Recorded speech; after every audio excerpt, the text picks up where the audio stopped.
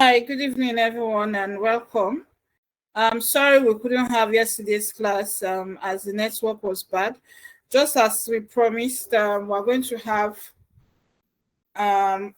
yesterday's class and today's in one. Last week was our first week for the interview bootcamp. We covered from resume basics to, using the STAR method to answer questions. We talked about negotiating when it comes to salary and compensation and the psychology behind that, as well as what to consider when making your negotiations. We talked about what your partner is, what your partner is. I'm not going to bore us with all of that. All previous episodes are on our YouTube channel. You can always go back there and watch, rewatch, and apply. So today begins our week 2 of the Empowering Careers Interview Bootcamp. Basically, what we're covering in week 2 is advanced techniques and practice. So we've done the basics and we are moving ahead to advanced techniques and practice as well. So we'll talk about advanced techniques today. Then we'll start practicing, putting to practice all we've learned, all the way from week 1 and up to this time, right? Because again, interviews are not theories. So I can teach you, do this theory and do that theory. But until you actually put to practice what you've learned over and over again, you won't get better. Remember I said interviewing is an act, right? You get better as you keep doing it. So we'll see how we practice at some points within the week. Would have some practice session to see where we are getting things wrong, where we are getting it right, and how we can get better. Well, moving forward, we are going to be talking about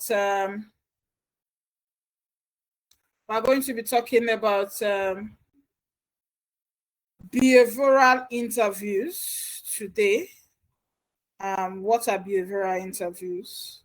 I'm sure you've heard about behavioral interviews before, or you may not have heard about behavioral interviews, but you've had behavioral interviews without even knowing that's the kind of interview you've had. We equally talked about this in week 1. We said behavioral interviews are interviews that tries to predict future situations based on past behaviors. So because you've done ABC before, it's believed that if you are put in a similar situation, and you will be able to replicate what you've done in the past. So that's what behavioral interviews are. Behavioral interviews,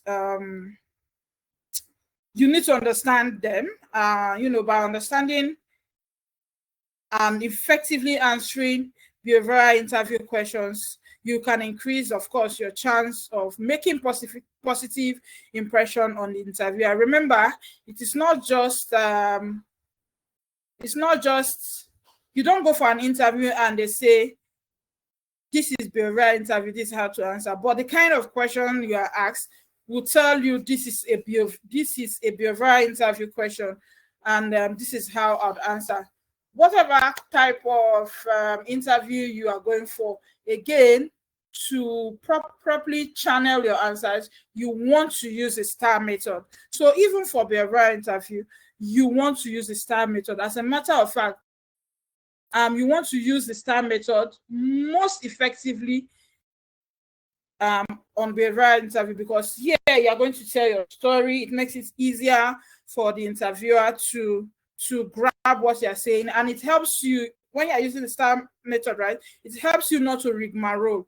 So I've seen candidates who you ask them a question and they are everywhere, and at the end of the day they answer nothing. I had a very terrible interview yesterday with a candidate in the morning, that almost spoiled my day because I was feeling ashamed as I saw this person. I was feeling so ashamed. But some days are like that for recruiters. You do not want to be that candidate your recruiter is feels so ashamed of, right? You want to use the STAR method to answer questions so you are direct. And sometimes a candidate may really know the answer to the question, but because they're everywhere, rigmaroling, they don't hit the nail on the head. It may appear as if this person is a novice. To come out as somebody who knows what they are doing, you want to answer directly, of course, using the STAR method. So these are some examples of behavioral questions, right? Remember we said they predict future occurrences based on past behaviors. So these are some examples. You probably have heard, tell me about a time when you had to deal with a difficult customer. This is for a customer service agent, for example. So I'm using the STAR method. I've talked about the situation. I've talked about the action I took. I've talked about the task. Talked about the action I took, and of course the results, using the STAR method to answer this question, right? So when I do that, my current interviewer has an understanding of, the steps I've taken. And that means if I'm in a similar situation, I would take these steps. And of course, if it's a good result you had previously, you'll be replicating that result or even doing better. Another one would be describe a situation where you had to work on a team project that didn't go as planned, right? Past experience, it is also behavioral.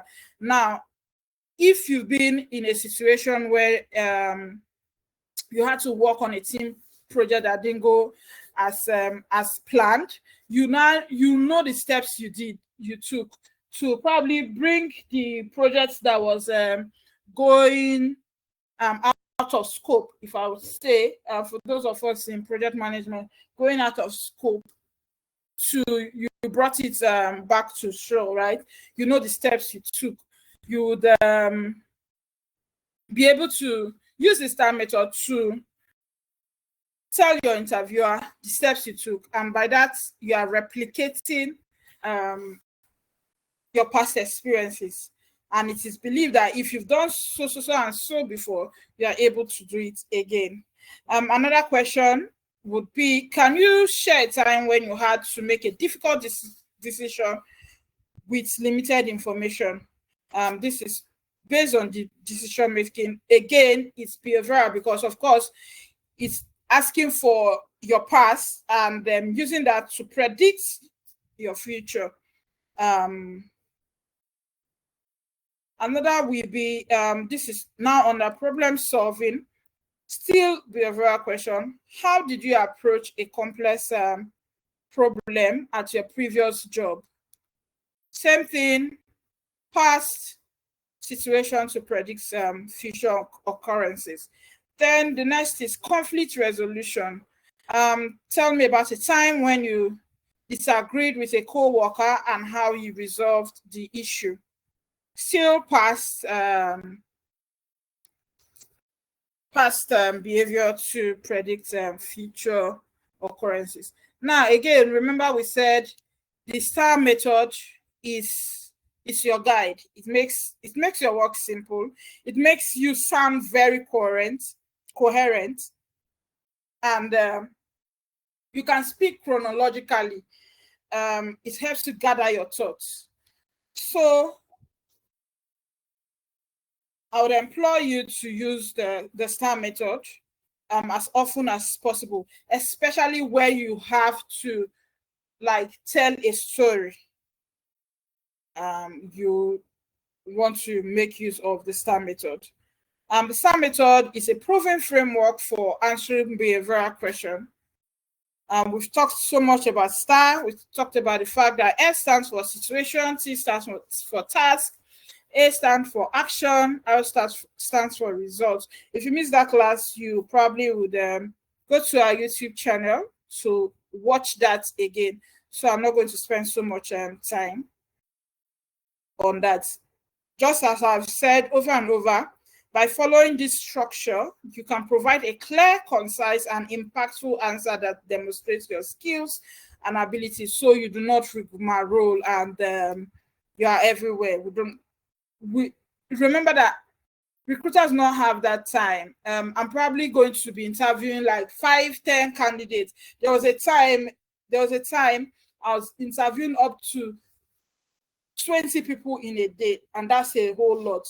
So if I have 30 minutes or 45 minutes on hour and I'm interviewing 20 people, because then I was hiring for a volume role, and I was hiring for 20 people for that role, right? 20 people for that role meant that I will most likely speak to about 200 people.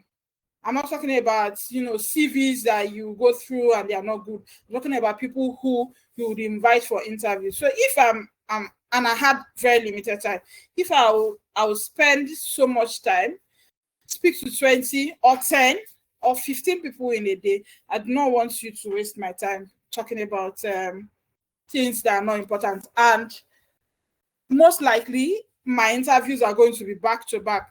That means as soon as I'm finishing from this interview, I'm rushing to the next, and I do not want you to waste my time, and you do not want to waste your own time and the interviewer's time as well. Your responses, right? So here's an example. Tell me about a time when you had to deal with a difficult customer. From the example we had, and yes, my answer to this question. At my previous job, I encountered a customer who was extremely upset about a delayed order. The customer was raising their voice and threatening to file a complaint. So this is what happened. Now let's use STAR method. Right? STAR. Situation, what now happened? I remained calm and listened attentively to the customer's concern. So that was what happened when the customer was angry. This is what I did. T stands for task. What task did I not take? My goal was to de-escalate the situation. So I tried to de-escalate the situation as my task and find out a situation that would satisfy the customer. What actions did I not take? One, I apologized for the inconvenience and explained the reasons for the delay. Then I offered a discount on their next purchase as a gesture of goodwill. Additionally, I assured the customer that I would personally follow up on their order to ensure it was delivered promptly. So these are the actions I took. Then what was now the result? The result was that the customer was initially hesitant, but after hearing my explanation and the discount, they calmed down and agreed to wait for the order. I learned the importance of empathy and active listening when dealing with difficult customers. So this is you using the STAR method to answer that question.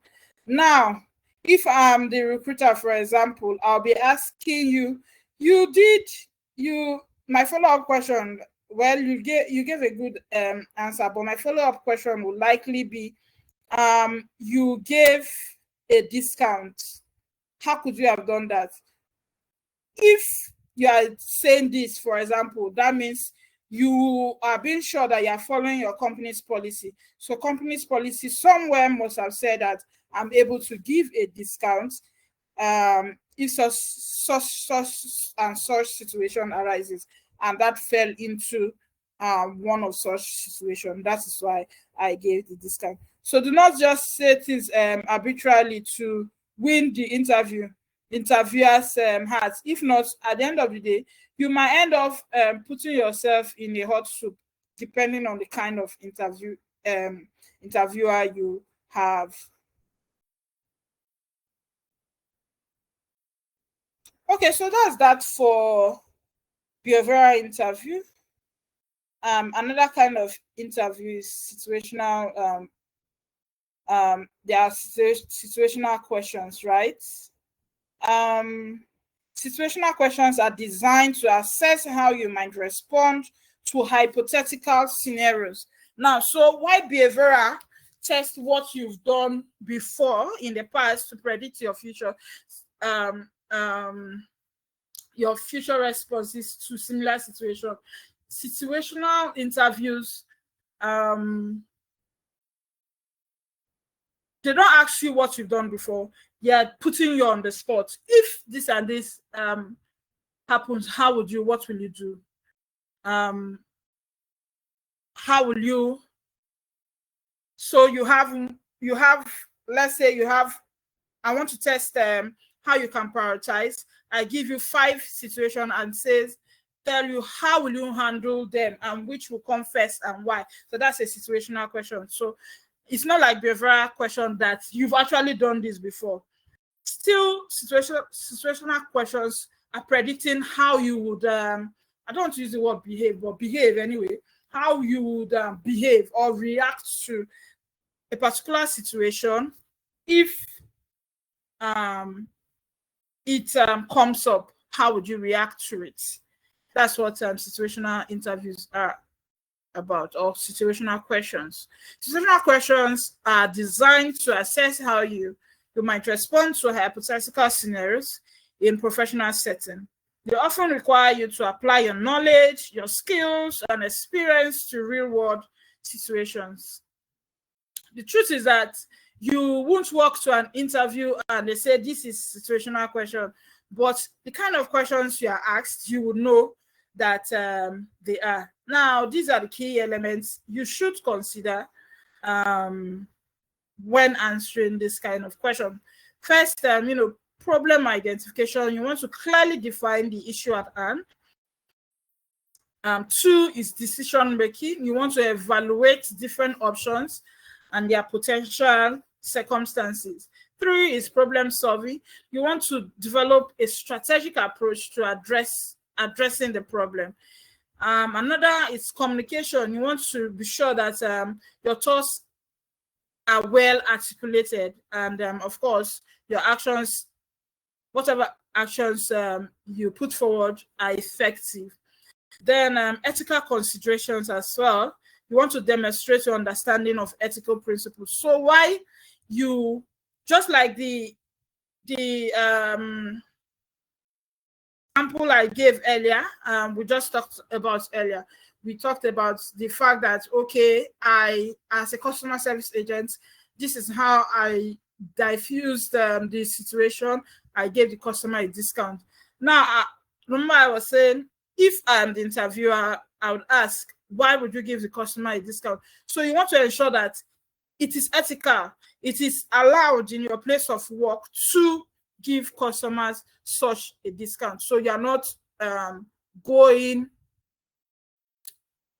beyond what you are allowed, or going beyond your powers, right? You are doing that considering your company, you're considering professional ethics and all of that as well. So that's how you should answer your question. Every profession has ethics, right? Every profession has ethics. So these are some practice questions for situational interview. One is on conflict resolution. So imagine a situation where a co-worker is constantly late to meetings. How would you address this issue without damaging the relationship? We've had such questions, if not directly the same, but similar questions. That means that's a situational question, right? 2, on time management. You are overwhelmed with a heavy workload and approaching deadlines. How would you prioritize your task and manage your time effectively? Questions on prioritization are usually situational questions, usually. So that's that for situational questions.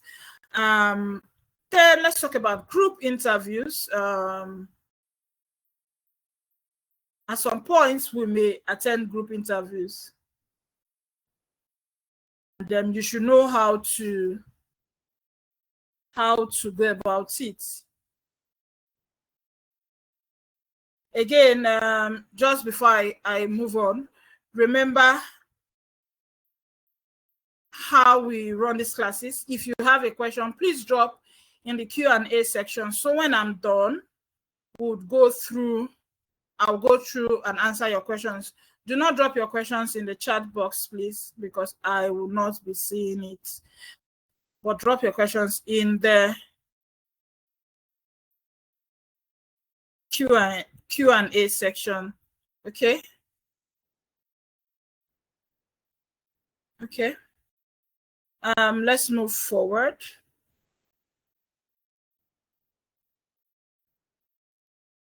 Group interviews now.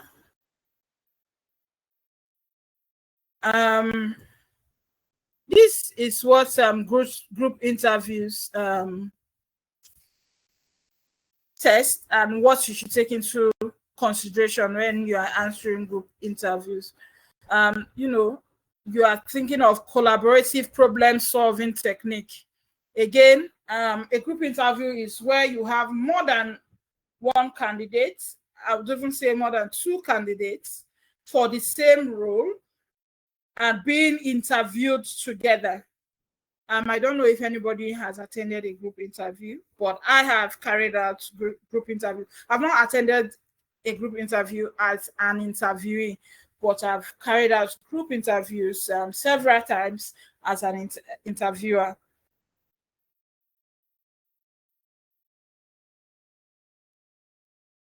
So for group interviews, you want to consider active listening. Remember we said communication is not just about talking. You want to listen and not just listening, but actively listening. So you know there's a difference between hearing and listening. So you can just hear something, but you are not there. You are hearing the words, but they not make meaning. So active listening is, you know, bringing empathy into play as well. So it's not just about hearing, it's way beyond that. You are employing active listening, you are building consensus, you are providing constructive feedback, and you are taking initiative. These are things you need to consider in a group interview when answering questions in a group interview. You want to listen attentively to the interviewer, as well as listen to your colleagues or teammates or fellow interviewees. You want to listen to them as well. You want to build a consensus. You're not going there to show that you are Mrs. or Mr. Know It All. You want to build a consensus. You want to provide constructive feedback, and you want to show that you can take initiative. Of course, this is what active listening means. It means that you are paying attention, right? So to show you're paying attention, you want to maintain good eye contact. Remember, I said at some point, I think last week, that when you look at the interviewer, it means that it shows that you are not a shy person. It shows that you are bold. Then active listening also would, to show that you're paying attention, of course, if I'm speaking to you, you nod. You know, this gesture shows that you are with me. You are not just hearing the sound and it's not making meaning to you. You maintain eye contact, you nod, and of course, you avoid distractions. So it's not at that time you're fiddling with your fingers or your phone or your key. Those are distractions. And it doesn't show that you're actively listening. Then the second one, of course, reflect. You want to paraphrase what others have said to ensure understanding.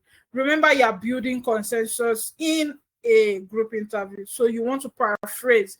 You are working to, you are not, it's not a solo interview. So show teamwork as well. Right?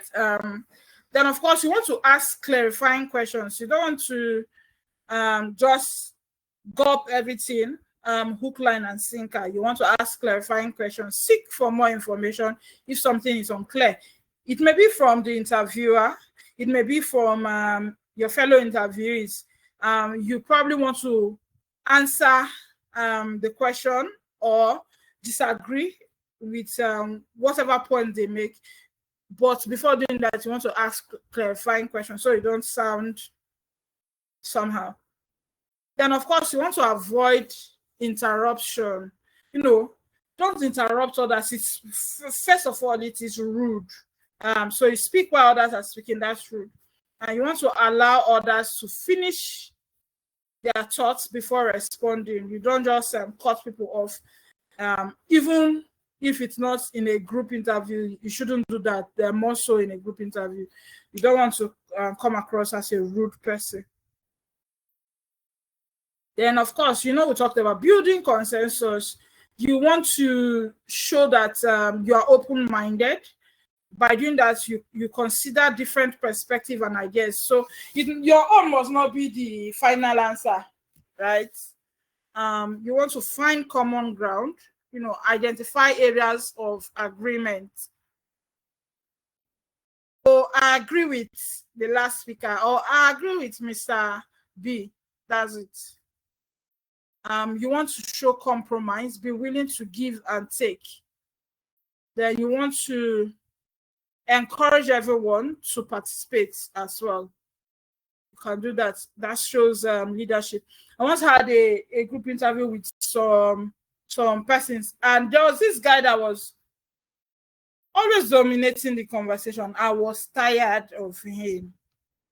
And it's not like his ideas were making sense. Did he get the job? No, he didn't. So everybody noticed him. I was not the only interviewer who had that group interview. Everybody noticed him, and we were not together. So it was like after my section, I moved the group to another interviewer, and everyone noticed all he did wrong. And those are the things I've said you should not do in a group interview. Then, of course, we talked about, for group interviews, you want to provide constructive feedback. You're not Mr. or Mrs. Know-it-all. You want to be specific, by offering or offer concentrate examples to support your feedback, right? I don't think I agree with you because it's constructive. This should be constructive, please. This a typo, unfortunately. It's constructive feedback. Offer constructive examples to support your feedback. Focus on behavior. Avoid making personal attacks. So you don't go for a group interview and say, no. And you're attacking the person that made whatever comment. You don't want to sound rude. You don't want to sound like you are the one who knows it all, right? Then, of course, you want to be respectful. Maintain a calm demeanor. Maintain a positive tone. Show you are a respectful person. Then, of course, you want to offer suggestions as well. Remember, we're talking about constructive feedback.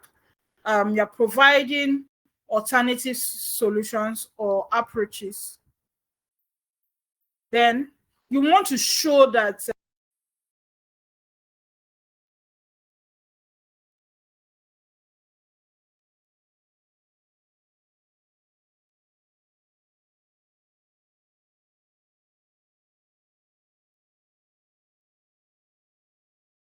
or task. Sometimes in a group interview, you might be told to work together on a task. So it's not just about speaking. You might be told to do a task. You want to take initiative. Offer to lead the team. People look out for leaders, and you want to show yourself as one. Then, of course, you want to ask questions. Seek clarifying questions. Again, we talked about this before. see clarifying questions, and then, of course, or rather ask clarifying questions and or additional information. Contribute your ideas, share your thoughts and perspective, follow through, complete whatever task that has been assigned to you on the group on time. So push everybody to do that. Well, this is my pro tip. You need to remember that in a group interview, it's important to not only demonstrate your individual skills, but also your ability to work effectively with others. So that's what group interviews are for. Yeah, you are good, but can you work with a team? Especially most organizations will use group interview where the role involves you working with a team. Like you cannot work without a team. So they may want to employ group interviews to see how well you can work effectively with others. And you want to show, that you have the skill, and that's not all, but you can work with others using those skills. This how to handle group dynamics as well. So you're assertive but respectful. People say, sometimes people say you are rude when you are being assertive. I do not think so. Being assertive is you being firm, but it doesn't mean that you should be disrespectful. So you have to balance things up. Avoid dominating the conversation. Remember, I talked about an interview in a group interview setting that was so dominating, and everybody got tired of him. Every interviewer noticed him, and it wasn't the right attitude. You don't want to overshadow others. At the same time, you don't want to let your guard down and look like you don't know anything. But you want to balance things up. Just, balance. Life is about balance. Then, of course, you want to show that you can collaborate with others effectively. Well, so this is the end of today's session. For our next session, tomorrow we'll be having a guest, Eunice Thompson. Come tell us some more generally on interviews, and I believe it's going to be a bomb. She has reached out to me today to confirm tomorrow, and she's well prepared for us.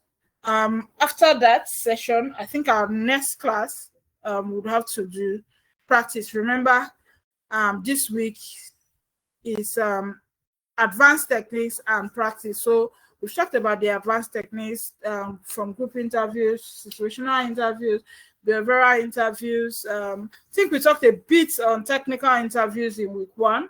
I didn't want to make technical interviews a major topic on its own. That's because I had dwelled on it in week 1. Basically, technical interviews are interviews that are your role specific interviews. And by way of recap, I said to answer technical interviews, you want to use words or industry terminologies to answer those questions. You don't want to be speaking like you don't understand or you are not a member of that profession. So if I'm going for an interview, for example, as a talent acquisition specialist, I'm using pipeline, I'm using candidates, I'm using turnover rates. All that shows I know what I'm saying. I'm not saying the number of people that resigned. Okay? When the industry term for that is attrition rate or turnover rate, right? So you want to speak like somebody in that field. So that's it for technical interviews. We are not going to say further. And again, for our next class, we'll be doing more of practical. I think we have 2 more classes besides tomorrow's guest speakers. We have 2 more classes, and we'll have our interview session, practice sessions, and that will be all. Thank you all for finding our time to be here, as well as listening. Again, I can't see any question on the chat box. That means you've not dropped any question. Please, if you have questions, do well to drop them right now on chat box or raise your hand so we can take the question.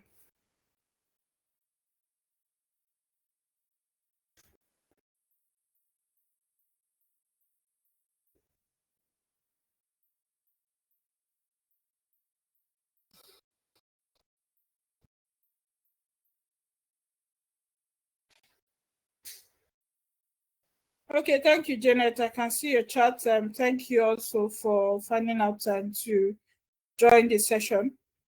I'll take it that we don't have a question. Is that it?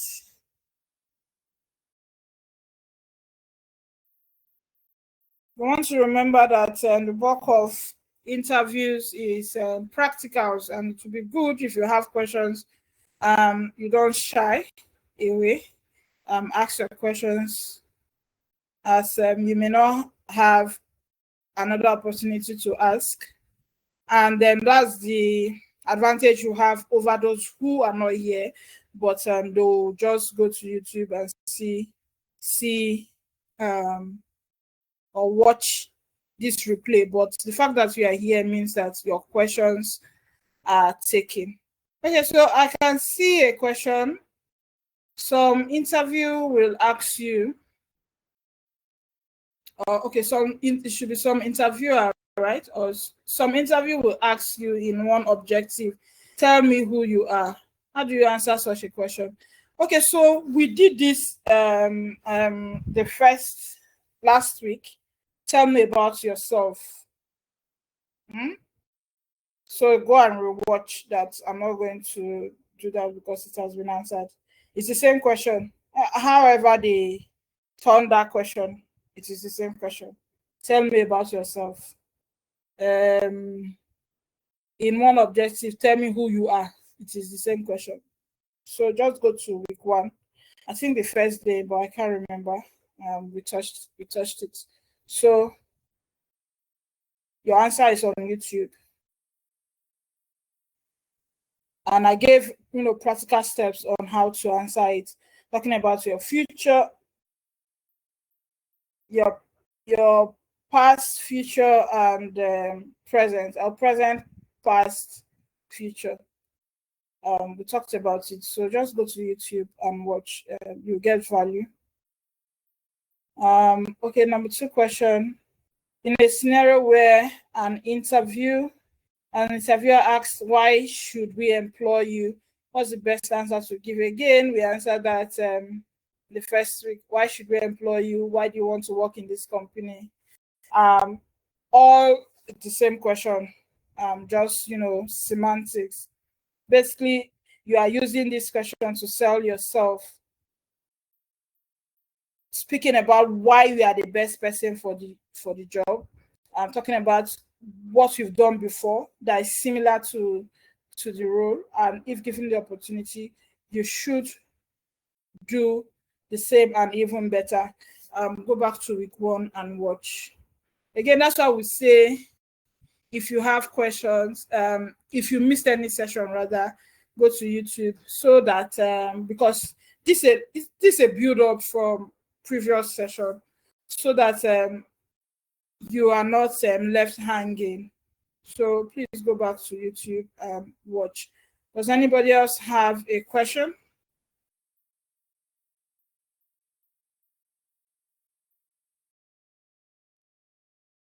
Okay, I don't think anybody else has a question. Thank you all for your time. Thank you for taking our time to listen to me. I do not take it for granted.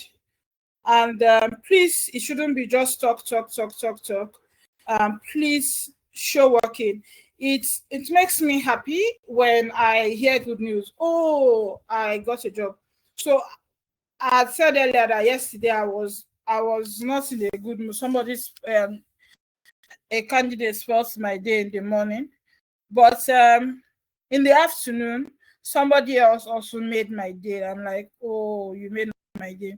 You know, there's somebody that he was laid off and early this year, and